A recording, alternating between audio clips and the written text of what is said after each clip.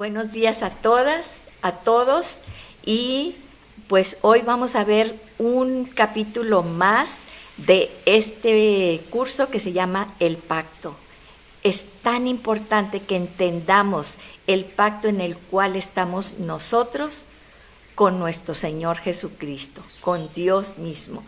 Entonces vamos a ver muchas veces en el contorno en el que estamos, en el mundo en el que estamos, tenemos a veces muchos enemigos en cuanto a que pues están en contra de nuestras finanzas o en contra de nuestra familia o lo percibimos muchas cosas que como ataques a nosotros, ¿sí? Y el camino es difícil, la vida es difícil. Jesús no dijo que iba a ser un camino de rosas, ¿verdad? Como decía alguien, miel sobre hojuelas, no. Pero Él siempre dijo que iba a estar con nosotros. Pero ¿cómo podemos saber que realmente está con nosotros? Porque hay veces que sentimos que nos abandona, que no nos oye, que no está con nosotros. Pues déjenme decirles que hay algo muy importante de lo cual tú te puedes afianzar, y es saber que estamos en pacto con Dios. Y esto ahora estamos viendo a través de la Biblia varios ejemplos y están puestos ahí para que nosotros reflexionemos y entendamos la profundidad de lo que es un pacto. Vimos anteriormente este pacto entre David y Jonatán, ¿sí? En 2 de Samuel 20. Y entonces vemos que en este pacto de 2 de Samuel 20 vamos a ver que hay un pacto entre David y Jonatán, y dice que sus almas quedaron entretejidas, ¿sí? Entonces, ¿qué quiere decir esto? Fíjense, a veces no comprendemos lo que es un pacto, porque luego vemos todo lo que David y Jonatán, vamos a ver cómo quedan anclados ellos en este pacto, y hasta se nos hace raro, y inclusive hay gente que ha comentado esto, y lo comento porque algunas de ustedes me lo comentaron. Ay, es que era una relación ahí media rara, como de homosexualidad, etcétera. Claro que no, porque la palabra es bien clara y dice que Jonatán lo amó como a sí mismo, y es el mandamiento, viene en los mandamientos. ¿Qué nos dijo Jesús? Que dice en el Nuevo Testamento, nos dice Jesús cuando lo quieren retar, ¿sí? Y dice, ¿cuál es el más grande mandamiento? ¿Y qué les contesta? Amarás al Señor tu Dios con todo tu corazón, con toda tu mente, con toda tu alma y con todas tus fuerzas. Pero luego le agrega otro. O sea, Jesús siempre era muy incisivo porque ellos lo estaban retando, ¿sí? Y dice, y el segundo, ¿verdad? O sea, y amarás a tu prójimo como a ti mismo. ¿En qué nos quiere decir esto? Ya lo dijimos, los primeros 4 mandamientos, ¿verdad? Amarás al Señor tu Dios con todo tu corazón, no tendrás dioses ajenos delante de ti, y no usarás el nombre de Dios en vano, y guardarás el día de reposo, ¿sí? Los primeros son nuestro trato, cómo nosotros nos conectamos con Dios, lo que espera Dios de nosotros. Y los otros, el quinto, sabemos que es el parteaguas ahí, ¿verdad? Honrarás a tu padre y a tu madre para que tus días se alarguen sobre la tierra que Jehová tu Dios te da. Entonces, ese es el quinto mandamiento. Y luego los demás, no codiciarás, no matarás, no dirás falso testimonio, todo eso, nuestra relación con nuestro prójimo. Y todo lo resumió Jesús en amarás a tu prójimo como a ti mismo. Y es exactamente las palabras que usa la palabra de Dios, era cumpliendo el mandamiento, ¿sí? Amarás a tu prójimo como a ti mismo, para que ustedes despejen cualquier situación o cualquier cosa que les comenten, ¿sí? Entonces, vemos que en ese pacto, ¿qué es lo que sucede? Hay un intercambio de mantos, ya dijimos lo que era, lo que significaba tomar la identidad de la persona, ¿sí? Y también dice aquí en la palabra de Dios que hubo un intercambio de armas, de su espada, ¿sí? Que le hizo, Jonatán le dio su espada. ¿Qué quiere decir eso? ¿Qué significa el dar la espada en aquel tiempo para ellos? Pues fíjense, precisamente que cuando estamos hablando, perdón, no es 1 Samuel, sí, 18 del 1 al 5. Entonces, la espada y su arco, dice la palabra de Dios, ¿qué son? Sus armas. Esto significa que la persona con la que estamos haciendo el pacto toma nuestros enemigos. ¿Para qué nos sirve la espada? ¿Para qué nos sirve el arco? Para el ataque, para defendernos de nuestros enemigos. Cuando tú se lo das en pacto a otra persona, quiere decir que sus enemigos ahora son nuestros enemigos. Y fíjense una cosa, el poder del pacto en Primera de Samuel 20, fíjense lo que vamos a ver, Primera de Samuel 20, vamos a ver aquí que vamos a tener el del 13 al 17. Jonatán era el hijo del rey Saúl, ¿sí? Y vamos a ver que aquí el rey Saúl empieza a tenerle mucha envidia, ¿sí? a David. ¿Por qué? Pues porque cantaban, ¿verdad? Porque David era un personaje, una persona que Dios lo había ungido para ser el siguiente rey. El profeta Samuel lo había ungido. Y esto causó un escozor y causó envidia en el corazón de Saúl. Y él abrió una puerta. Él abrió una puerta porque era ponerse directamente en contra de la voluntad de Dios.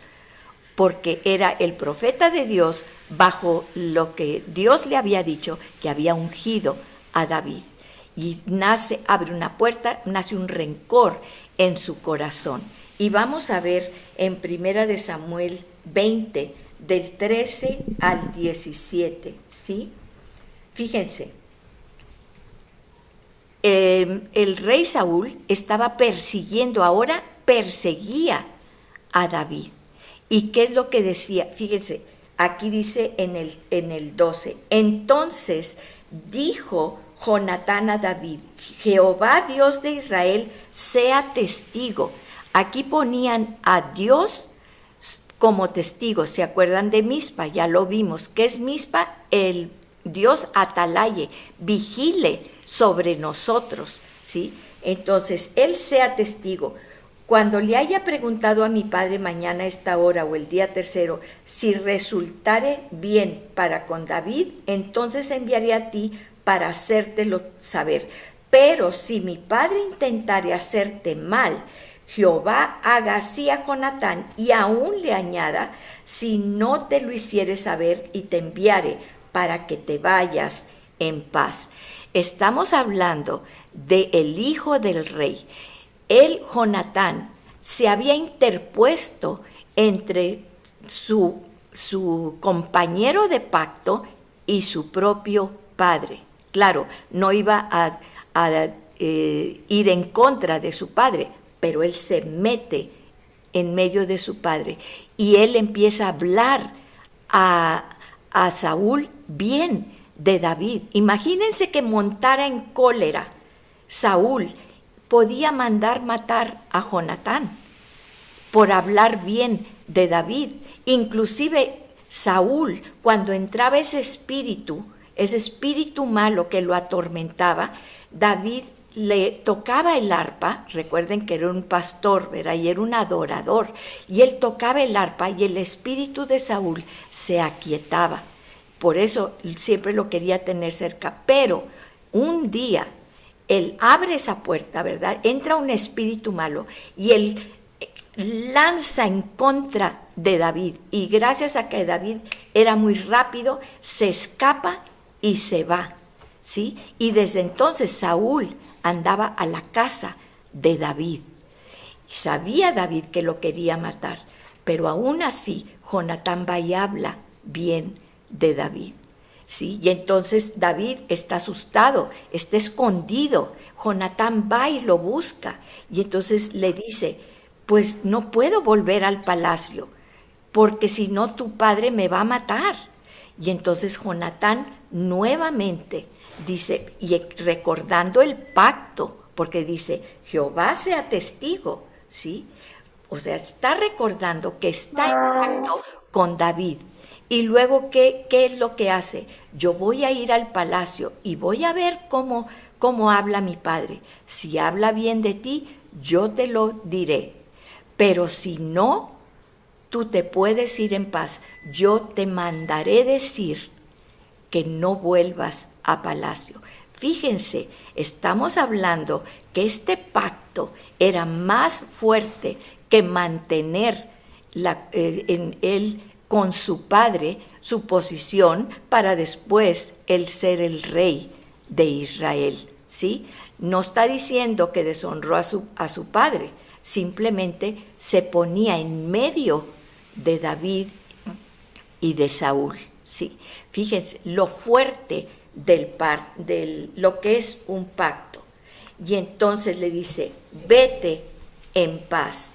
Y en el 20:42, ya después de que pasa todo esto, en el 20:42, ¿qué es lo que le dice? Fíjense, dice: y Jonatán dijo a David: vete en paz, porque ambos hemos jurado por el nombre de Jehová, diciendo: Jehová esté, Mitzpah, Jehová esté entre tú y yo. Y aquí hay algo muy importante, lo que siempre hemos dicho de los pactos: entre tu descendencia y mi descendencia. Y luego vamos a ver la importancia vital de esto.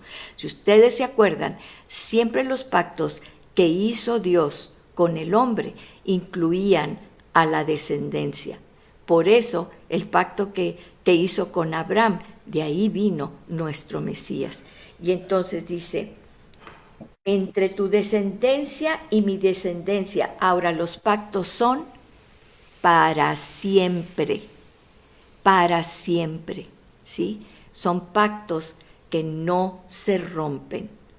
Por eso, muchas veces, para entender lo que es el antiguo pacto y el nuevo pacto, ahí vamos para que lo entendamos perfectamente bien, porque estos pactos son eternos, para siempre, ¿sí? Y él se levantó y se fue, y Jonatán entró en la ciudad. Entonces, aquí vamos a ver esta situación. Ahora, ¿de dónde ellos sabían esto? O sea, ¿cómo era que ellos entendían lo que era un pacto? Vamos al Salmo 105. Salmo 105.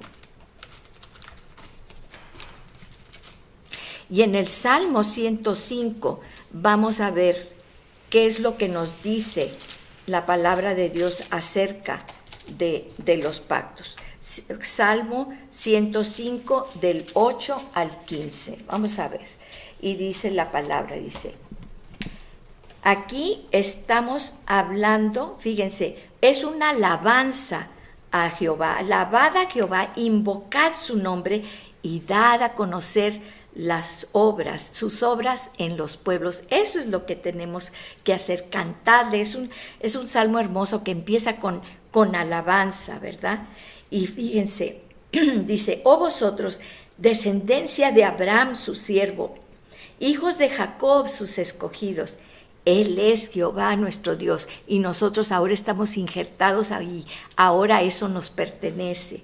Dice: en toda la tierra están sus juicios. Sabemos que están sus juicios, pero después, en el mismo instante, como siempre les he dicho, viene el juicio de Dios inmediatamente, la misericordia.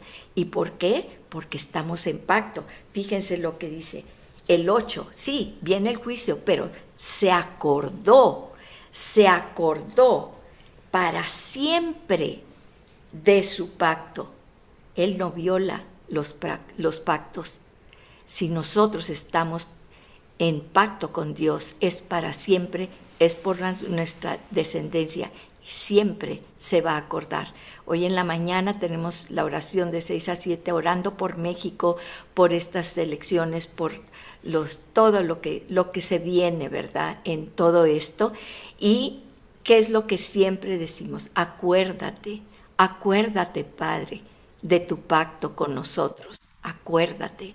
Y decimos, Él se acordó para siempre de su pacto, de la palabra que mandó para cuántas generaciones, porque Dios dice que Él te bendecirá a ti hasta 1000 generaciones. Escríbelo y pégalo ahí en tu espejo, porque su bendición es para 1000 generaciones. ¿Por qué? Porque así dice su pacto. Y Él se acuerda de su pacto y es un Dios que nunca rompe su pacto. Y dice, fíjense qué hermoso, la cual concertó con Abraham y de su juramento a Isaac, la estableció a Jacob por decreto, a Israel por pacto sempiterno. ¿Qué es sempiterno? Siempre eterno. Siempre eterno. Hay gente que dice que no, que ya Israel fue desechado y entonces nosotros tomamos el lugar de Israel. Sí, somos el Israel espiritual, pero por otras razones y estamos injertados, pero aquí dice claramente que su pacto con Israel siempre es sempiterno. Por eso bendecimos a Israel, por eso dice la palabra de Dios, yo bendeciré al que lo bendiga y maldeciré al que te maldiga. Así que cuidado con eso, porque el pacto de Dios con Israel es sempiterno. Qué impresionante esto, ¿sí? Y Él dice que andaban de nación en nación, pero que siempre Él los ha tenido en su mano. Entonces vemos aquí, por eso ellos sabían, David y Jonatán, acuérdense, los salmos para ellos era lo que cantaban siempre diariamente. Ellos sabían lo que significaba que Dios dijera, que lo que era un pacto para ellos. Por eso hacen su pacto David y Jonatán con su descendencia. Y vamos a ver, fíjense, otra cosa que es muy importante. Vamos a 1 Samuel 26. 1 Samuel 26. Vamos a ver aquí en 1 Samuel 26 un episodio aquí, del 6 al 11. Ya dijimos que David era perseguido por Saúl. Saúl lo quería matar y aún sabiendo que iba a ser el próximo rey de Israel, mandaba al ejército. Él salía personalmente con el ejército de Israel y fíjense, en lugar de estar combatiendo a los filisteos, a los enemigos, iba persiguiendo a David. Entonces, ¿qué es lo que sucede aquí? David está huyendo de Saúl y en ese hay un encuentro allí con Saúl, ¿verdad?, que lo estaba persiguiendo. Saúl estaba muy cerca ya de David y entonces las tropas de Saúl, descansan en la noche. Y fíjense lo que pasa en esta 1 de Samuel 26, del 6 al 11. Fíjense, dice, entonces estaba el campamento muy cerca allí de Saúl. Y entonces acuérdense que David y sus valientes, eran hombres valientes ellos, y así les llamaban, los valientes de David. Entonces David dijo a Ahimelech eteo y a Abisai, hijo de Sarbia, hermano de Joab. Sí, ellos eran arrojados. Y entonces dice, ¿quién descenderá conmigo a Saúl en el campamento? Imagínense, iban a adentrarse al campamento de Saúl. Y entonces, y dijo a Abisai, dice, yo descenderé contigo. Por eso se les llamaba los valientes de David, ¿sí? David, pues, y Abisai fueron de noche al ejército. Y he aquí que Saúl estaba tendido durmiendo en el campamento, y su lanza clavada en tierra a su cabecera. Ellos dormían así, y ellos siempre clavaban la lanza aquí, para que en cualquier momento, ¿verdad? No la ponían acá, sino aquí, para que si había algún ruido o algo, ellos se despertaban, tomaban la lanza e inmediatamente se defendían. Y entonces dice, y Abner y el ejército, Abner era el comandante del ejército de Saúl. Abner y el ejército estaban tendidos alrededor de él, fíjense nada más. Entonces Abisai dice a David, hoy ha entregado Dios a tu enemigo en tu mano, ahora pues déjame que le hiera con la lanza y lo enclavaré en la tierra de un solo golpe. Y entonces, ¿qué le contesta? Saúl era enemigo, lo estaba persiguiendo, lo quería matar. David sabía que iba a ser rey, ¿sí? Y entonces Abisai, que iba con él, dice, es tu oportunidad. Ahorita déjame que lo mate y lo enclave, porque él viene contra ti. ¿Y cuál es la respuesta de David? Vamos a ver qué es lo que dice David. Dice, y ya no le daré segundo golpe. Y David respondió a Abisai, no le mates, porque ¿quién extenderá su mano contra el ungido de Jehová y será inocente? Dijo además David, vive el Señor, vive Jehová, que si Jehová no lo hiriere, o su día llegue para que muera, o descendiendo en batalla perezca, guárdeme el Señor de extender mi mano contra el ungido de Jehová. Pero toma ahora la lanza que está a la cabecera y la vasija de agua y vámonos.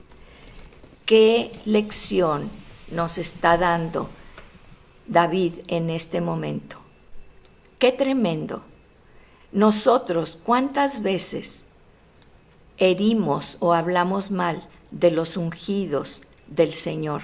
Solamente, y estamos hablando de Saúl, de un rey que se había vuelto en contra de la voluntad de Dios, de un rey que estaba persiguiendo por toda su envidia al futuro rey de Israel, ¿sí? Pero David sabía que la venganza no estaba en su mano. Él respetaba, si Dios había puesto a Saúl de rey, él respetaba esa unción, ese lugar que Dios le había dado a Saúl. ¿Respetamos nosotros como David respetó? Y dijo, no lo mates, porque es Dios quien lo ha puesto ahí y no está en mi mano hacer la venganza. Qué lección tan tremenda nos da el rey David. Por eso dice que David era un siervo, que era un hijo de Dios.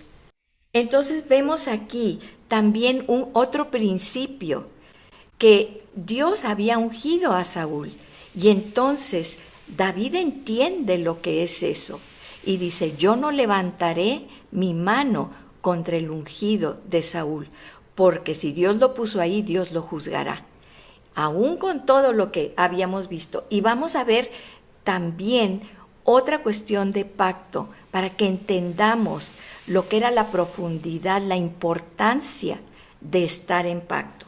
Y vamos a Josué 9, vámonos a Josué 9.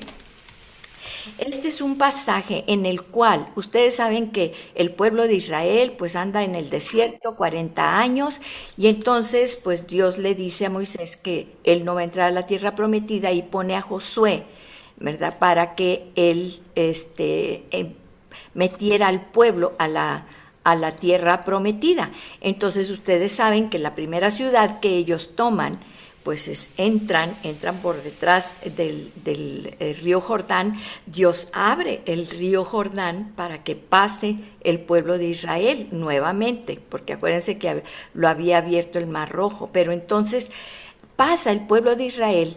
Acuérdense que toma Jericó, que es la primera ciudad, y lo que hacen es pues ir alrededor 7 veces, y el último día también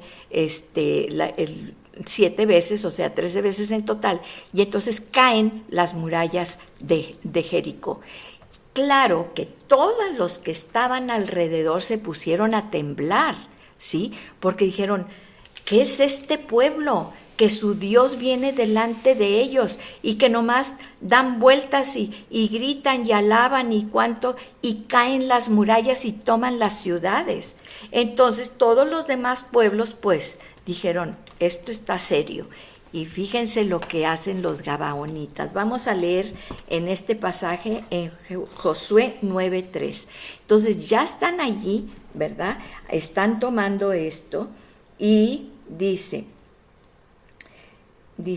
cuando oyeron estas cosas, todos los reyes que estaban a este lado del Jordán, así en las montañas como en los llanos y en toda la costa del mar grande, delante del Líbano, dice, ¿quiénes eran? Los heteos, amorreos, cananeos, fereceos, heveos y jebuseos, se concertaron para pelear contra Josué e Israel, porque decían, imagínense, pues este pueblo solos no lo vamos a poder combatir. Y entonces todos estos pueblos dijeron, pero nos vamos a reunir en contra de ellos. Pero los moradores de Gabaón, en el versículo 3, Josué 9:3, dice, cuando oyeron lo que Josué había hecho a Jericó y a Jai, usaron su astucia. Fíjense qué astutos. Pues fueron y se fingieron embajadores, ¿sí? Y tomaron sacos viejos sobre sus asnos. Y fíjense, todas así, restregaban así sacos viejos y todo, y cueros viejos de vino, rotos y remendados, y zapatos viejos y recocidos en sus pies, se disfrazaron con vestidos viejos sobre sí, y todo el pan que traían para el camino era seco y mohoso. Ahí pescaron todo el pan seco viejo que tenían.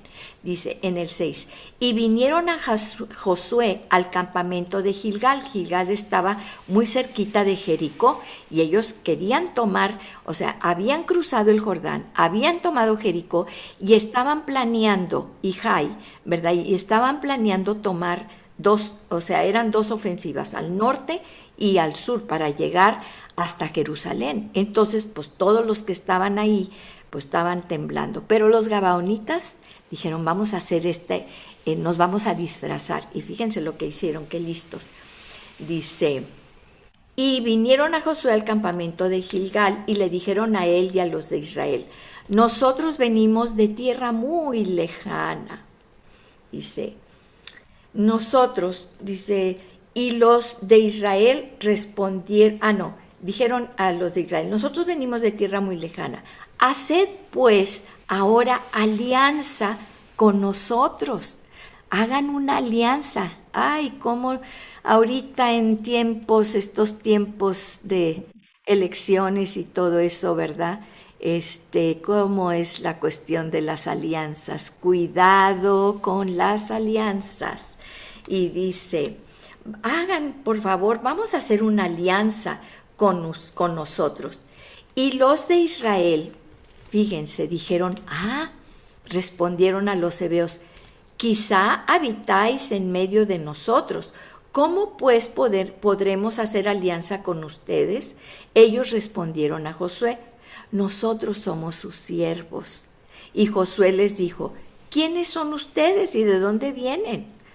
Y ellos respondieron, tus siervos han venido de tierra muy lejana por causa del nombre de Jehová tu Dios, porque hemos oído su fama y todo lo que hizo en Egipto. Claro, la fama del pueblo de Israel se extendió, sabían cómo los había sacado de Egipto, ¿verdad? Moisés, obviamente el brazo fuerte de Dios, y todo lo que hizo a los 2 reyes de los amorreos que estaban al otro lado del Jordán, a Sehón, rey de Hesbón, y a Og, rey de Basán, que estaba en Astarot. Por lo cual nuestros ancianos y todos los moradores de nuestra tierra nos dijeron: tomad en vuestras manos provisión para el camino, e id al encuentro de ellos y díganles: nosotros somos vuestros siervos, haced ahora alianza con nosotros, ¿sí? Y fíjense, imagínense, dice en el 14, y los hombres de Israel, apunten esto, todos ustedes, los hombres sobre todo, que les encanta hacer alianzas y sociedades y cuanto, y los hombres de Israel tomaron de las provisiones de ellos y no consultaron a Jehová. No consultaron a Jehová. Dios les había guiado, les había dado, les había provisto, los había sacado de esclavitud, pero ya nada más ganaron la primera batalla bajo las órdenes de Dios, ¿verdad? Y a Jai, se les olvidó y entonces ya no le preguntaron a Dios sobre esta alianza. ¿Y qué pasó? Y Josué hizo paz con ellos y celebró con ellos alianza, concediéndoles la vida, y también lo juraron los príncipes de la congregación. Hicieron una alianza que Dios no les había dicho, al contrario, Dios les había dicho que no debían de aliarse con ninguno de ellos, de esos pueblos que estaban ahí, porque eran pueblos paganos, hacían sacrificios de niños, todo lo que Dios no quería, y decía: no se junten con ellos, no hagan alianzas con ellos, porque al rato ellos van a hacer que ustedes se alejen de mí y empiecen con sus prácticas paganas, ¿sí? Y luego, ¿qué sucede? Fíjense, entonces, esta tierra Dios se la había prometido a Abraham, a Isaac y a Jacob, y les había dicho que a quién le pertenecía, a ellos, y ahora ellos estaban compartiendo su territorio y haciendo alianzas con esta gente. Pues vamos a ver qué pasó. Vamos a ver que en Josué 10, vamos a leer en Josué 10 del 4 al 6, dice,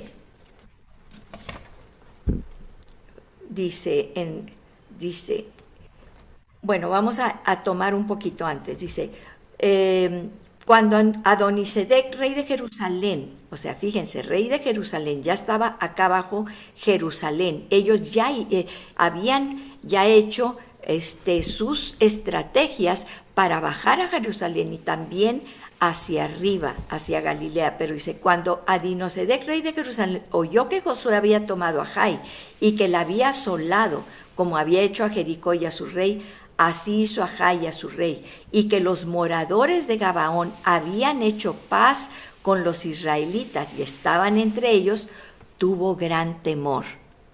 ¿Sí? Dios pone temor en tus enemigos, pero cuidado, porque son astutos. Y entonces, ¿cómo quieren llegar a ti?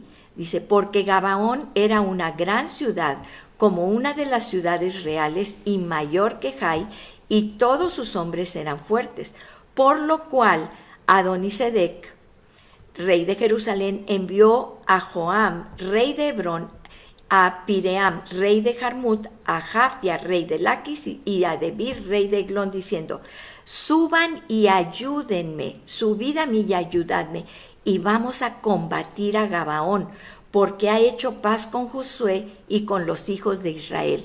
Fíjense, o sea, ellos habían hecho alianza con Gabaón, entonces se alían todos estos reyes y dicen: vamos en contra del socio de Israel primero, porque claro, primero le abatimos al socio y luego ya nos vamos sobre Israel. ¿Cuántos reyes eran? Eran 5 reyes en contra de Gabaón, ¿sí? Y entonces, ¿qué dice? Entonces, qué listos, porque los moradores de Gabaón sabían también lo que era un pacto, ¿sí?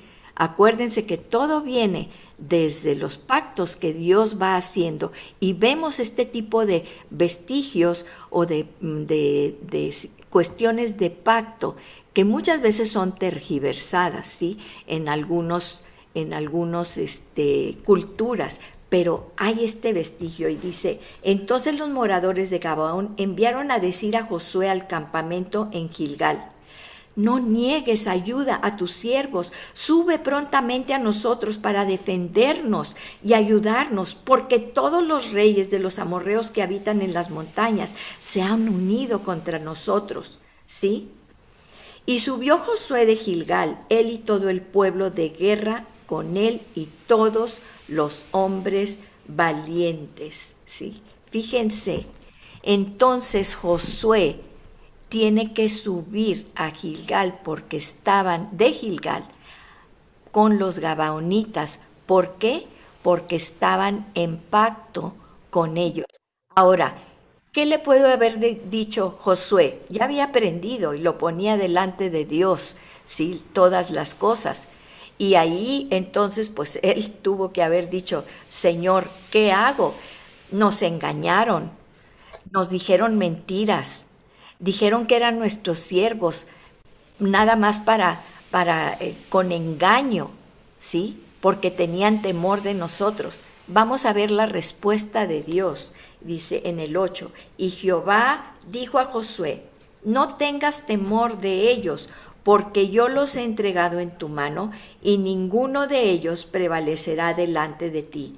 Y Josué vino a ellos de repente, habiendo subido toda la noche desde Gilgal, o sea, se habían transportado desde Gilgal hasta Gabaón, hasta donde estaban los gabaonitas, en donde estaban todos los reyes en contra de los gabaonitas, ¿sí? Y los hirió con gran mortandad en Gabaón, y los siguió por el camino que sube a Bet-Orón, y los hirió hasta Seca y Maceda, y desde el cielo, oigan esto, grandes piedras sobre ellos hasta Seca, y murieron. Y fueron más los que murieron por las piedras del granizo que los hijos de Israel mataron a espada. ¿Sí? Fíjense. ¿Y qué pasó? Dice, aquí Dios honra el pacto que había hecho Israel con los gabaonitas. No les permitió romper ese pacto y los ayudó a que ellos, porque pues eran su pueblo y el Señor había prometido que los iba a meter a la tierra prometida e iba delante de ellos en las batallas. Y Dios fue el que cumplió con su palabra y Él fue el que mandó granizo y murieron más por la granizada y las piedras que caían que por la misma espada, ¿sí? Entonces, eso era estar en pacto y aún Dios ahí les ayudó en esa batalla, ¿sí? Imagínense, ¿cómo son nuestros pactos ahora? ¿Cómo son nuestras alianzas? Las rompemos a cada rato. ¿Cómo es tu alianza con Dios? Porque déjame decirte que si tus enemigos son los enemigos de Dios y Él pelea por ti, también tú debes pelear contra los enemigos de Dios. Y vamos a ver esto, fíjense, vamos a ver también que después de esto vemos que esto es, y claro, podemos decir, pues este es en el Antiguo Testamento. Ah, sí, vamos al Nuevo Testamento, porque dices, bueno, esas eran las alianzas que hacían antes y los reyes y todo. Vamos a ver en el Nuevo Testamento, y en el Nuevo Testamento nos vamos a Hechos 9, ¿sí? En Hechos 9 vemos la conversión del apóstol Pablo. Hechos 9, y vamos a ver, dice la palabra de Dios. Sabemos pues la historia del apóstol del apóstol Pablo, ¿verdad? Saulo de Tarso, y Saulo de Tarso va camino a Damasco, y de verdad que era tremendo, porque Damasco está hasta el norte, y él fue a Jerusalén y que le dieran cartas para que él pudiera ir y matar a todos los cristianos y sacarlos, y dice, hombres y mujeres, imagínense el corazón de Saulo de Tarso, ¿sí? Y entonces él va cabalgando a Damasco, bueno, no sabemos si iba cabalgando, pero siempre lo ponen ahí, y Dios lo tira, ¿verdad?, al suelo, ya sea del caballo o lo que sea, lo deja ciego con una luz, ¿sí? Y una voz que le dice, Saulo, Saulo, ¿por qué me persigues? ¿A quién estaba persiguiendo Saulo? Ya no. A los cristianos. Estaba persiguiendo a los cristianos.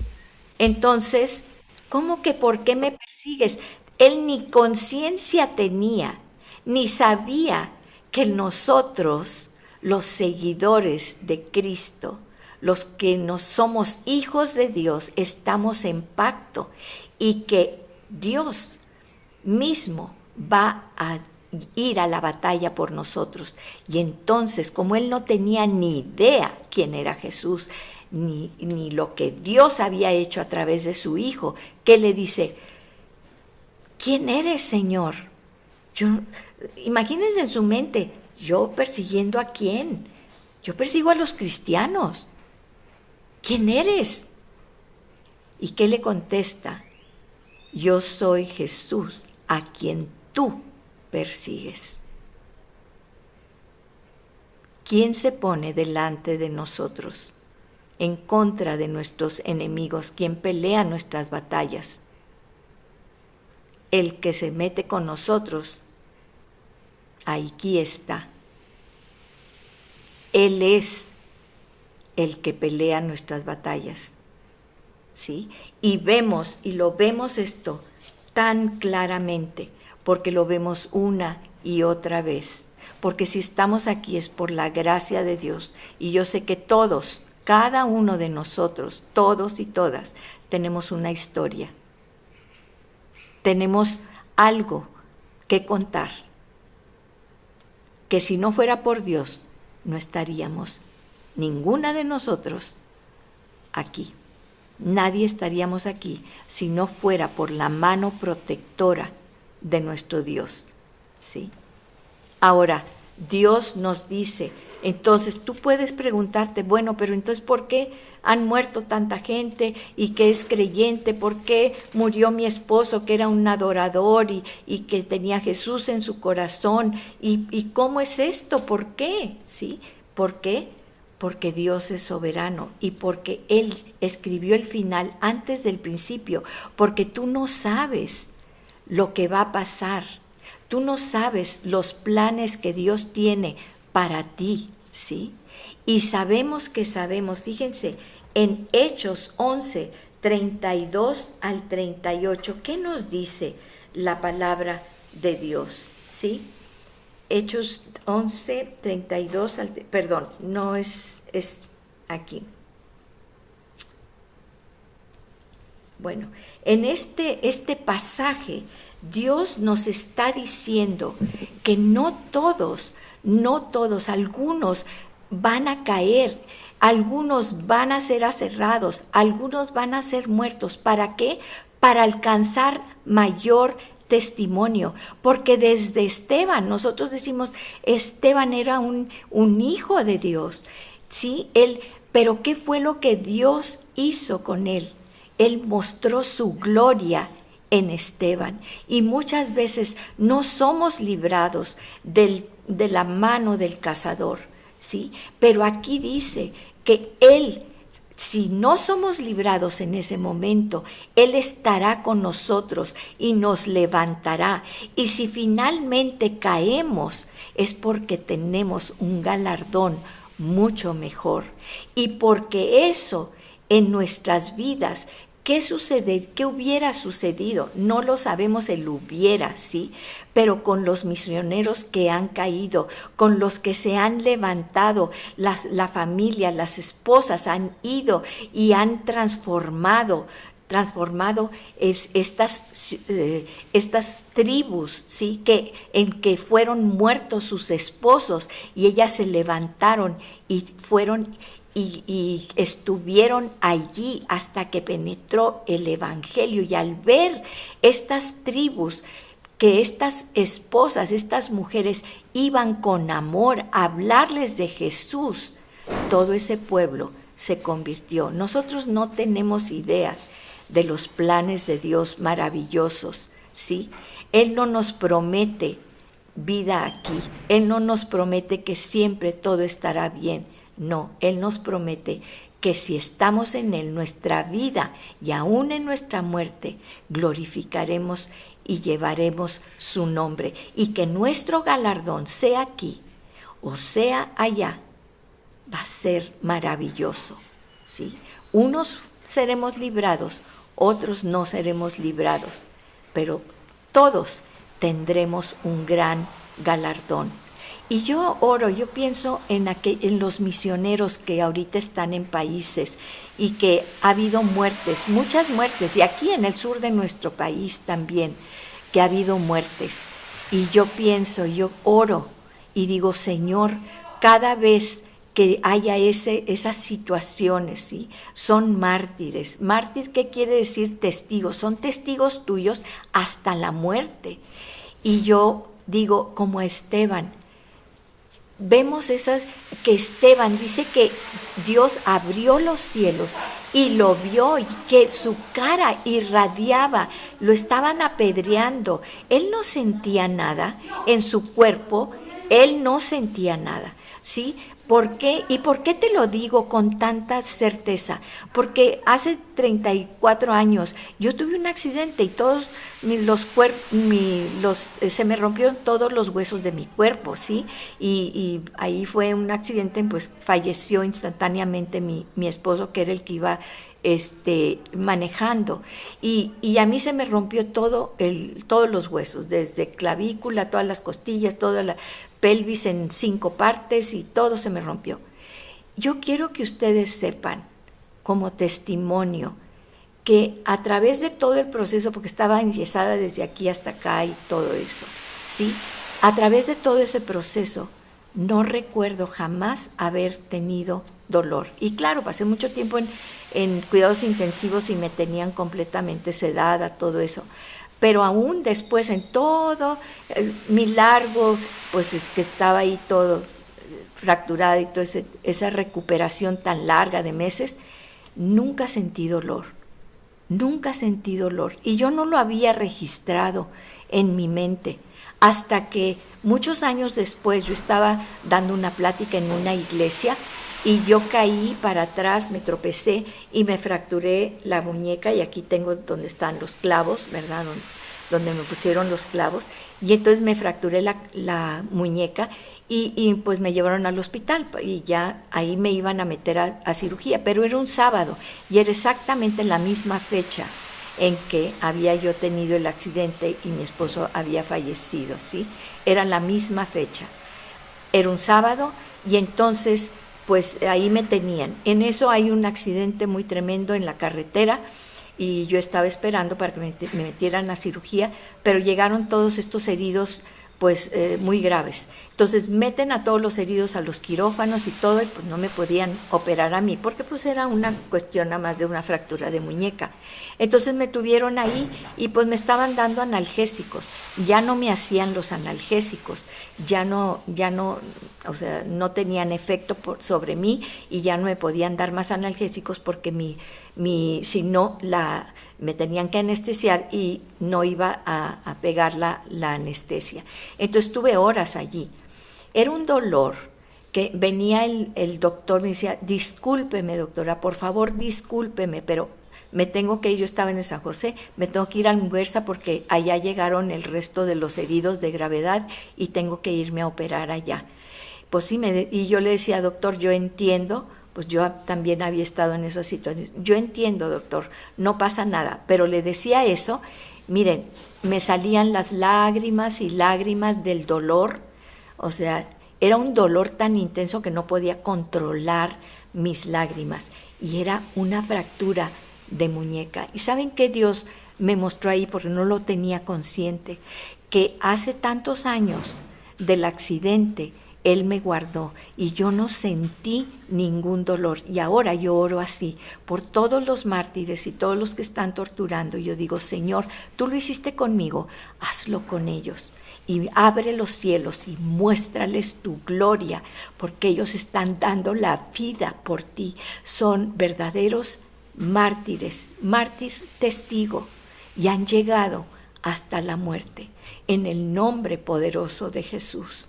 Dios lo hace, Dios lo hace, porque está en pacto con nosotros, porque lo que dice de nuestro galardón, porque Él dice que aún en esos momentos de tortura o de lo que sea, su mano poderosa está con nosotros, nunca nos dejará.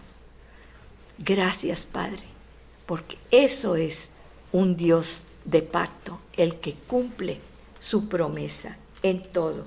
Y vamos, por eso, a veces Dios no nos libra, no me libró a mí de todas esas cosas, pero ahorita yo sé que soy un milagro viviente, porque nadie pensó que que debajo de esos escombros estaba alguien que todavía tenía vida, y aún más, en la mano del Señor siempre estuvo conmigo. Gracias, Señor.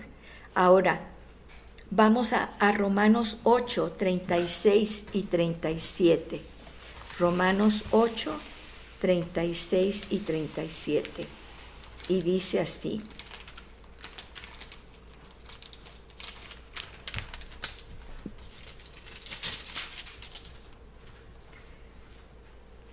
Dice, como está escrito, por causa de ti somos muertos todo el tiempo, somos contados como ovejas de matadero.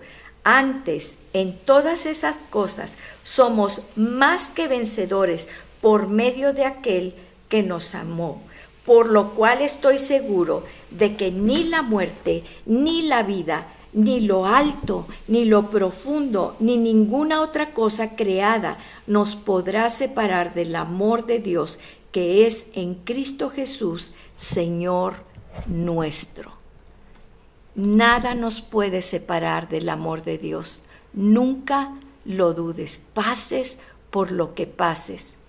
¿Dónde está nuestro refugio? ¿Cómo podemos pasar por estos tiempos de dolor intenso, de sufrimiento intenso, tomados de la mano de Él? No te sueltes, porque Él no te suelta. Somos nosotros los que nos soltamos. Así que, sea lo que sea, tienes que confiar en el amor absoluto, profundo, eterno de Dios por ti. Y vamos a ver en 2 de Timoteo 4, del 16 al 18. 2 de Timoteo 4, del 16 al 18.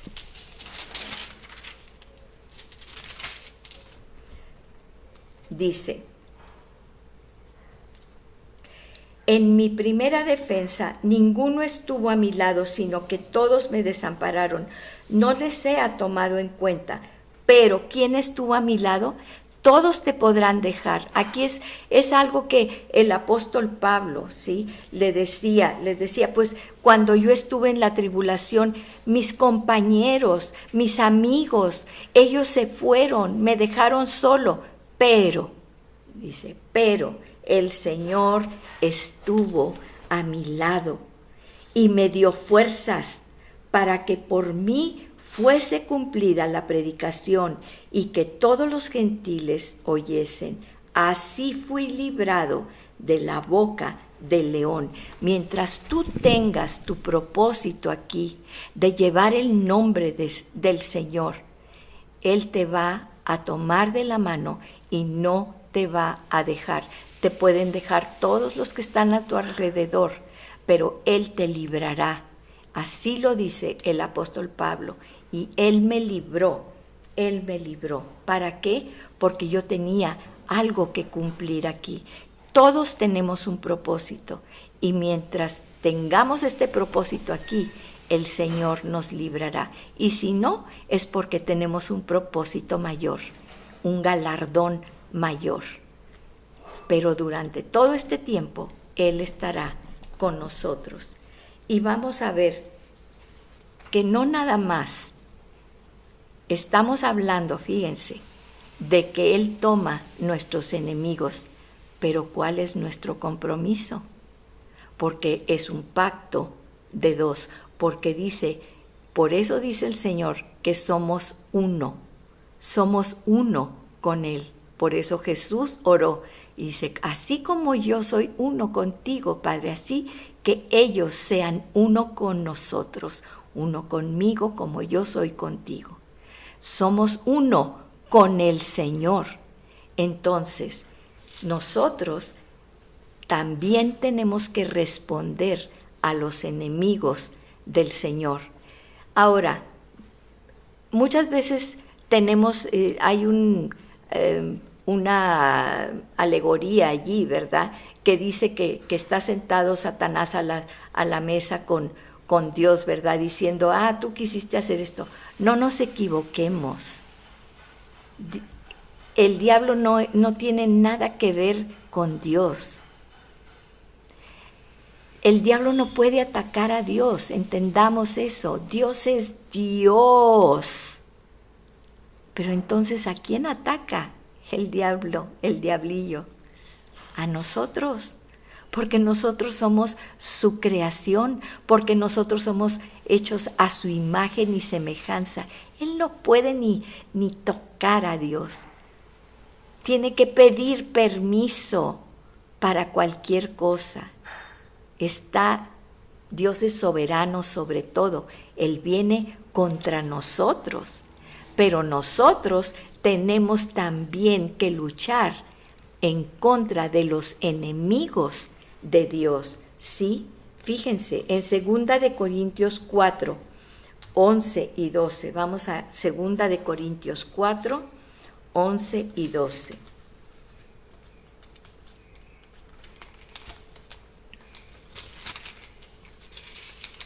Dice así: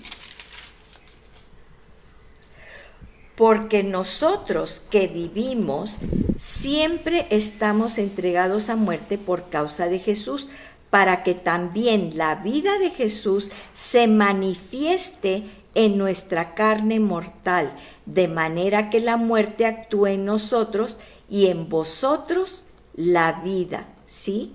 Fíjense, dice, pero teniendo el mismo espíritu de fe conforme a lo que está escrito, creí, por lo cual hablé. Nosotros también creemos, por lo cual también hablamos.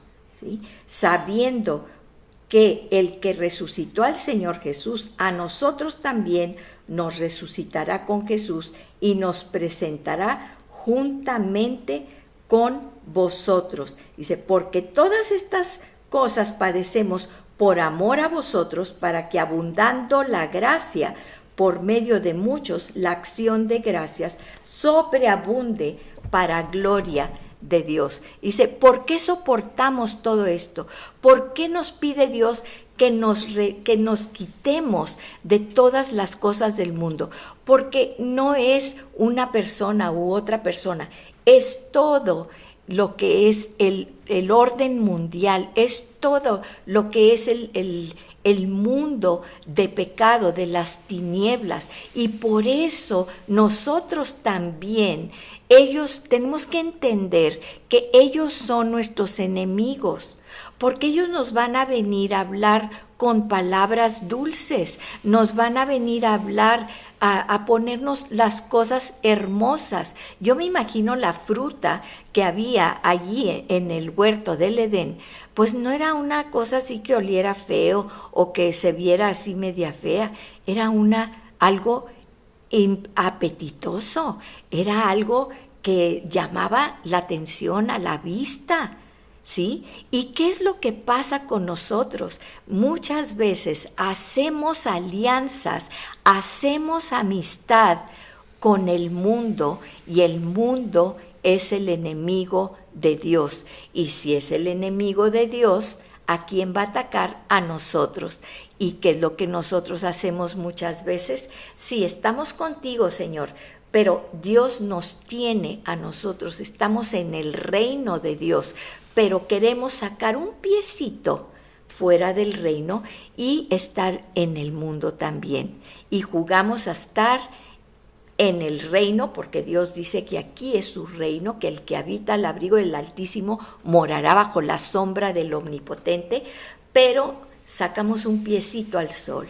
Es que mira qué bonito se ve allá, es que mira qué hermoso, es que mira, está todo muy bien, ¿sí? No puede estar, me acuerdo que mis hijos de chiquita, mi hija es una abogada, y entonces me decía, mami, pero es que mira qué bonito, entonces no es malo.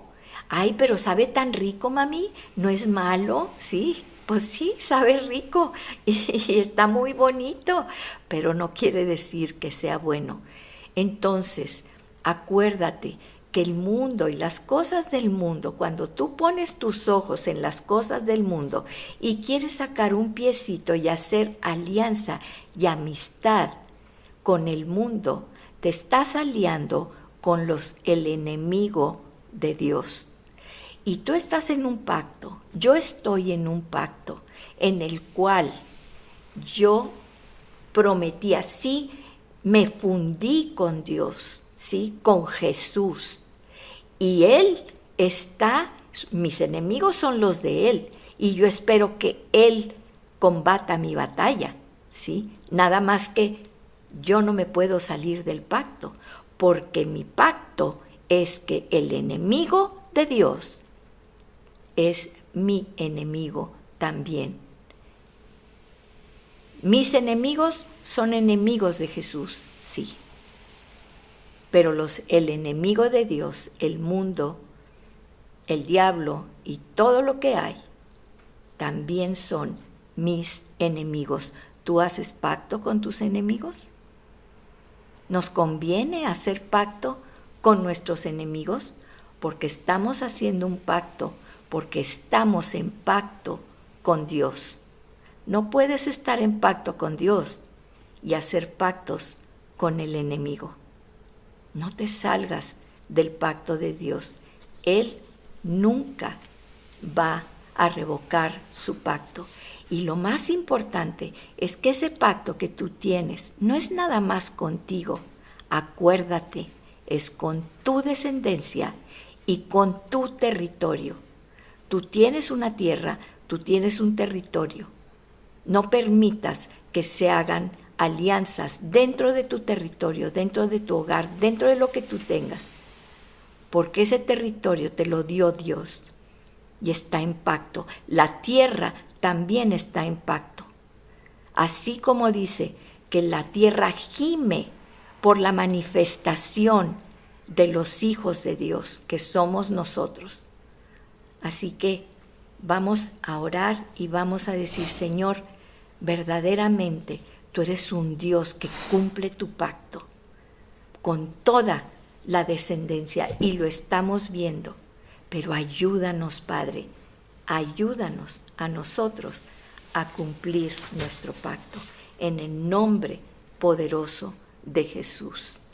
Amén y amén. Padre, te pedimos en esta mañana o tarde, pero que siempre recordemos que así como tú nos defiendes y vas a la batalla por nosotros contra nuestros enemigos, así también nosotros sabemos que estamos en pacto contigo, y tus enemigos, el mundo, todas las cosas que están contra ti, también son nuestros enemigos. Ayúdanos, Señor. Es tan fácil romper el pacto y hacer alianzas con quien no debemos. En el nombre poderoso de Jesús, tú eres nuestro pacto. En el nombre poderoso de Jesús. Amén y amén.